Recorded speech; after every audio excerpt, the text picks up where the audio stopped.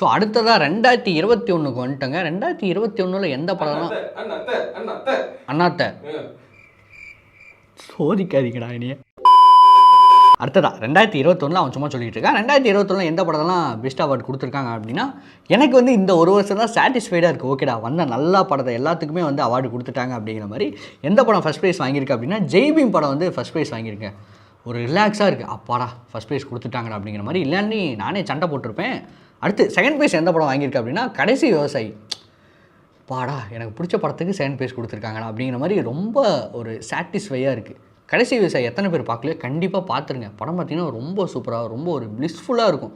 அவரோட அந்த மாயாண்டி கேரக்டரும் முனியாண்டி கேரக்டரும் அவர் நடிச்சிருக்க பர்ஃபார்மன்ஸுக்கும் அப்புறம் விஜய் சேதுபதியோட பர்ஃபார்மன்ஸுக்கும் எல்லாமே பார்த்திங்கன்னா ரொம்ப பெஸ்ட்டாகவே இருக்கும் அப்படின்னு சொல்லலாம். அண்ட் தேர்ட் ப்ரைஸ் எந்த படம் வாங்கியிருக்கு அப்படின்னா, கர்ணன்.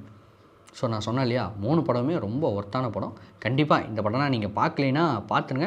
ஆக்சுவலாக இந்த படத்துக்கு நான் வந்து அந்த எதுக்கெல்லாம் கொடுத்துருக்கலாம் அப்படிங்கிற மாதிரி லிஸ்ட்டு எடுக்கவே வேணாங்கிற மாதிரி தான் தோணுச்சு. பட் எடுத்திருக்கேன் சும்மா சொல்லணும்னு சொல்லிட்டு. பார்த்துருங்க.